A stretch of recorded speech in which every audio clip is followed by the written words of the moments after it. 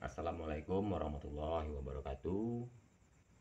Selamat malam teman-teman. Jumpa lagi di channel saya, Herianto Toto.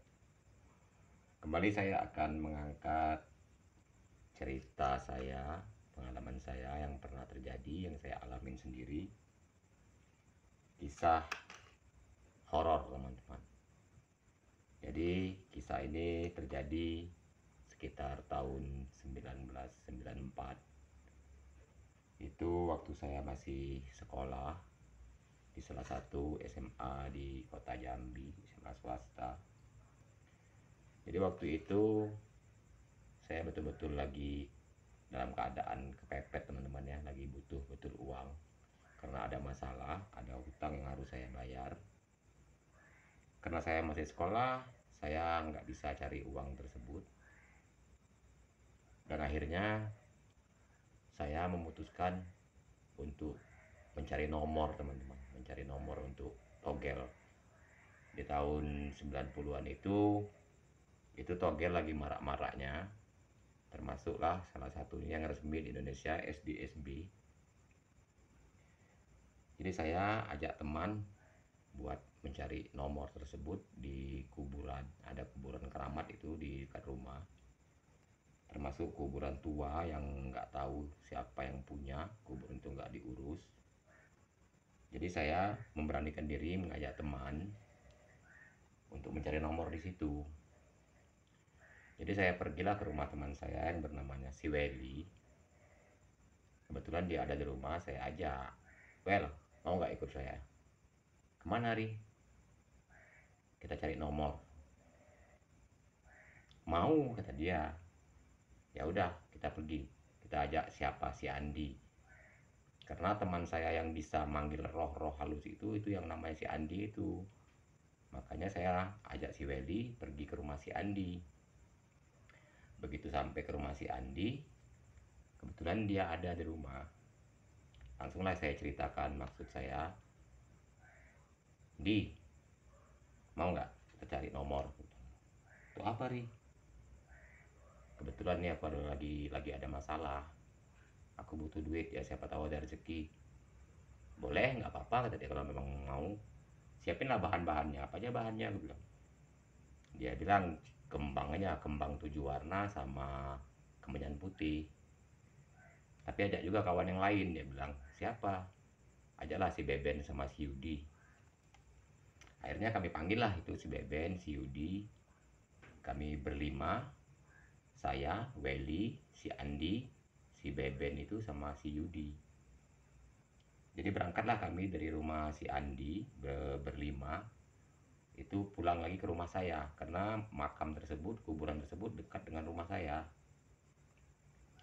Kumpul dulu di rumah bersama-sama karena hari masih jam-jam 10.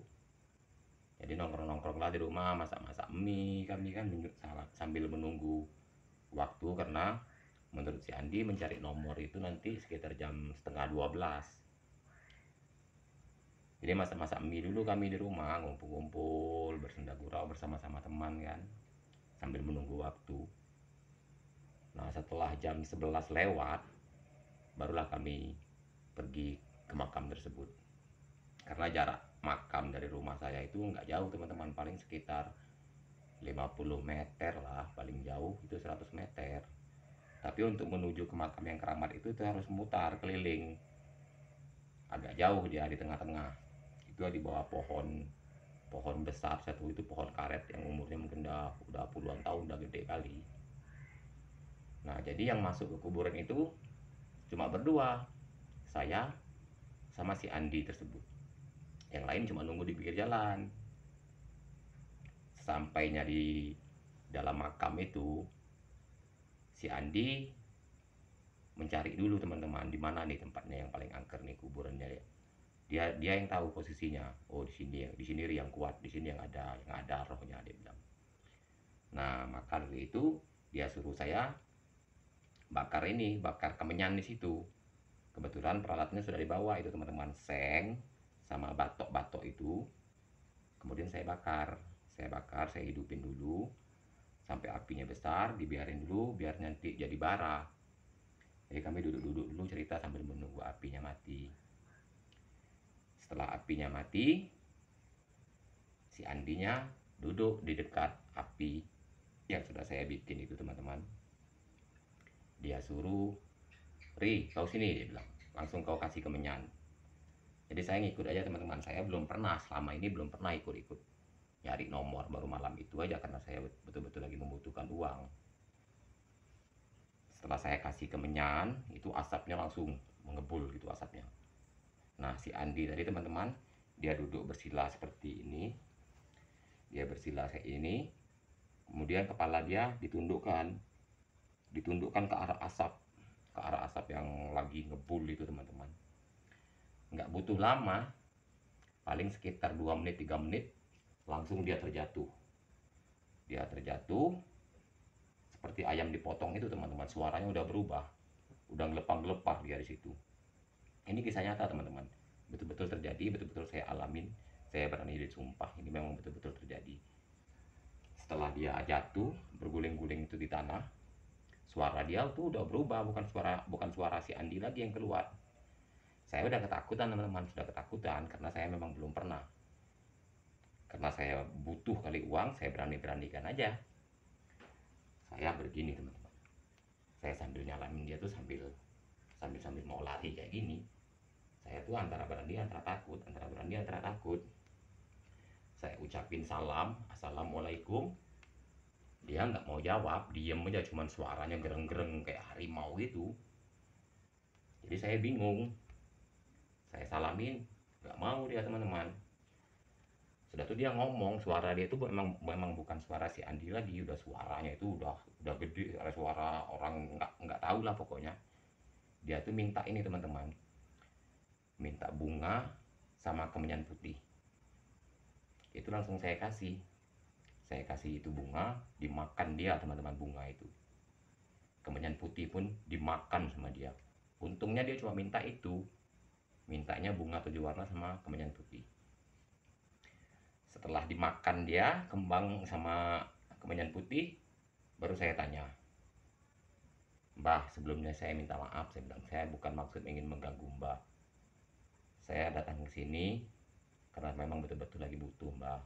Saya mohon bantuannya, saya minta nomor Mbah." Gak marah dia teman-teman. Dia diam aja, saya nggak berani natap wajah dia, tempatnya gelap. Saya kasih kertas sama pena, suruh dia tulis. Diambilnya pena sama kertas itu diambil, ditulis sama dia. Sudah ditulis dia, saya ambil. Saya lihat kertas tuh nggak bisa dibaca teman-teman, cuma dicoret-coret gitu. Nggak bisa saya baca, ini angka berapa ini dikasih. Akhirnya saya ngomong langsung, "Mbah, mohon maaf," saya bilang. Ini sambil takut-takut teman-teman, saya sudah siap-siap lari. Kalau dia nerekam saya tinggal nih, nggak tahu lagi apa yang terjadi. Nyelamatin diri dulu. Tapi dia nggak nyerang saya. Kemudian, "Tolong Mbah," saya bilang, "diomongin aja langsung diucapin. Karena minta maaf, tulisan Mbah saya nggak bisa baca," saya bilang. Akhirnya dia ngomong teman-teman. Dia ngomong nomor itu nggak terlalu terdengar, pelan suaranya. Saya bilangin lagi, "Mbah, suaranya tolong Mbah dikerasin, kurang denger Mbah," saya bilang. Diucapinnya sekali lagi, nggak begitu jelas juga. "Mbah, yang kuat lagi Mbah, lebih keras Mbah suaranya," saya bilang. Baru yang ketiga itu teman-teman, dia ngomongnya keras sekali, terdengar betul. Dia bilang 759. Saya ingat betul, waktu itu minta nomor untuk SDSB teman-teman. Langsung saya catat itu nomor 759. Nah, sudah itu saya bilang, "Terima kasih Mbah, terima kasih Mbah, sekali lagi terima kasih Mbah," saya bilang. "Mbah, karena Mbah sudah ngasih nomor, saya minta Mbah tinggalkanlah tubuh teman saya bilang. Diem dia diem aja, diem gitu aja. Akhirnya saya dengan memberanikan diri aja, saya coba nih kayak mana cara mengeluarkan dia ini. Karena saya belum pernah teman-teman, memang belum pernah punya pengalaman seperti itu, baru sekali itu. Saya bacalah teman-teman ya, dari mulai Al-Fatihah, Qul a'udzu birabbinas, Qul a'udzu birabbil falaq, Qul ayat kursi saya baca. Saya tiupin kupingnya. nggak mempan teman-teman, nggak mempan sama sekali. Tetap aja dia kayak gitu teman-teman, tetap dia ngamuk-ngamuk lagi teman-teman. Dia mulai lagi baring-baring ngelepar lagi. Oh ini bingung saya nih, saya bilang. Akhirnya saya panggil teman-teman yang di luar, yang bertiga tadi yang nunggu di luar, si Welly, Beben, sama Yudi. Saya panggil, sini kalian, dia bilang. Ya si Andi nggak bisa lepas nih, nggak mau keluar. Masuklah orang tuh bertiga kan. Jadi kayak mana nih? Udah kau pulang dulu ke rumahku, kan nggak jauh tuh, bilang. Ambil air di rumah. Berlarilah mereka ke rumah, ngambil air. Ngambil air itu pakai ember kecil. Air itu saya baca-baca lagi teman-teman. Saya siram ke dia, saya siram, saya mandiin pakai air itu betul. Nah sudah saya mandiin, jatuh dia, baring dia. Nggak tahu nih apa dia sadar, apa dia kedinginan, nggak tahu. Yang penting dia udah terbaring. Nah setelah dia terbaring tuh saya ajak ngomong, belum mau bicara, masih diem aja teman. Akhirnya kami berunding lah berempat, kayak mana nih si Andi nih. Udah nih kita kata kawan-kawan, kita gotong aja. Akhirnya kami gotong teman-teman, kami gendong rame-rame bawa ke rumah saya. Sampai di rumah kami baringin teman-teman, kami baringin, sepertinya dia tertidur gitu. Apa dia tertidur betul apa enggak, nggak tahu, yang penting dia kayaknya sudah tertidur. Udahlah kami ceritalah berempat nih, dapat enggak nomor Riri? Ditanya sama kawan-kawan, dapat, saya bilang. Ini angkanya, saya bilang. Ini jangan sampai tahu si Andi, biasanya orang yang kesurupan kayak itu dia nggak akan tahu angkanya, aku bilang. Kita diam-diam aja, nanti kalau kena besok keluar nomornya, baru dia kita kasih jatah aja, aku bilang. Dia nggak boleh beli. Oh iyalah teman. Jadi 759 itulah teman-temannya kami bolak-balik itu.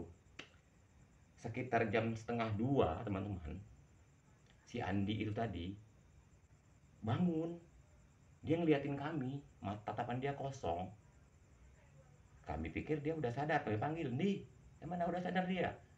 Nggak jawab teman-teman, dia diem aja. Kemudian dia keluar rumah. Setelah sampai di luar rumah, dia berlari lagi teman-teman. Dia berlari lagi ke kuburan.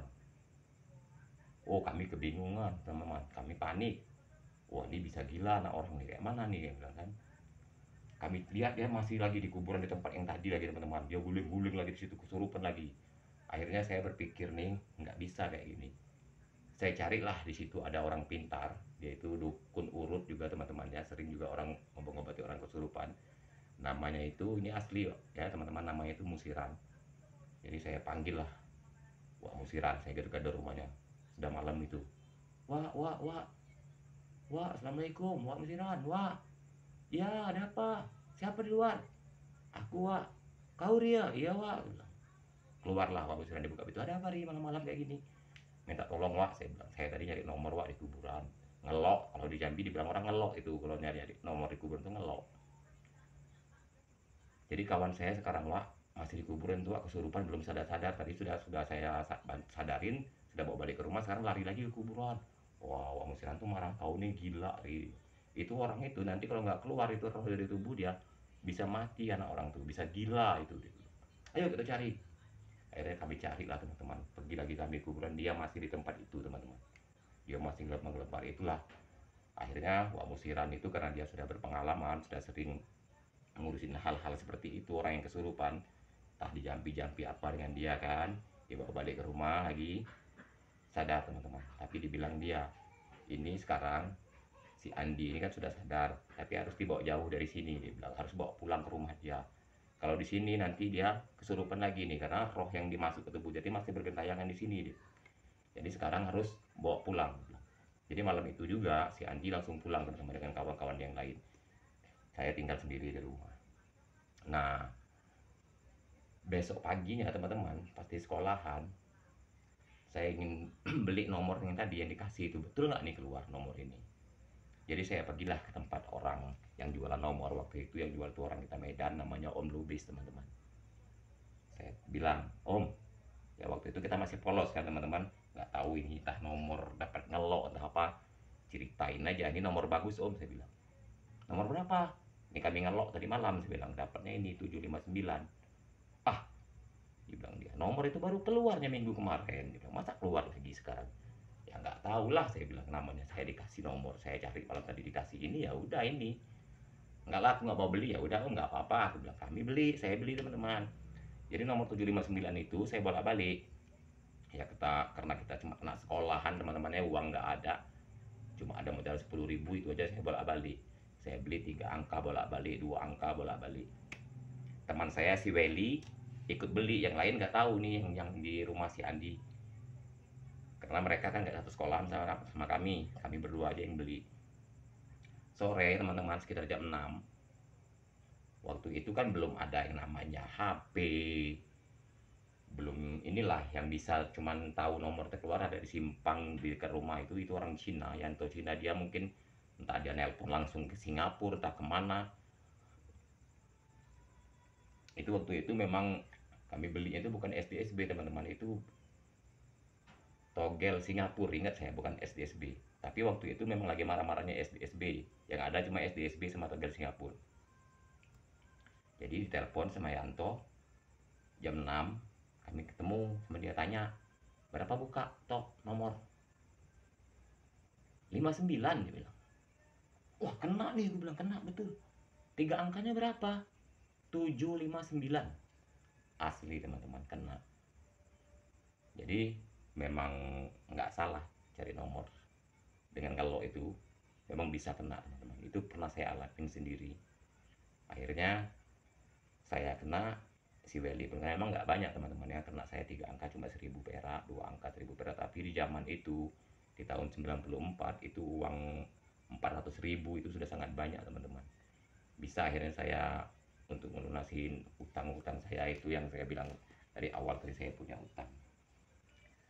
Jadi teman-teman, itulah pengalaman saya mencari nomor yang sangat horor, sangat menakutkan bagi saya karena saya belum pernah mengalami. Jadi untuk teman-teman di luar sana, jangan mencoba-coba gitu mencari nomor kalau kita memang belum punya pengalaman. Sangat berbahaya teman-teman. Apabila roh yang masuk ke orang itu tidak bisa keluar, itu bisa gila itu kawan kita. Kecuali kita memang sudah paham atau didampingin orang yang sudah betul-betul mengetahui cara mengeluarkan roh tersebut, nggak apa-apa. Tapi alangkah baiknya jangan dicoba teman-teman. Ini saya hanya cerita pengalaman saya aja yang pernah terjadi pada diri saya sendiri, real, nyata. Ini betul-betul pengalaman pribadi saya. Cukup sekian teman-teman, terima kasih. Assalamualaikum warahmatullahi wabarakatuh.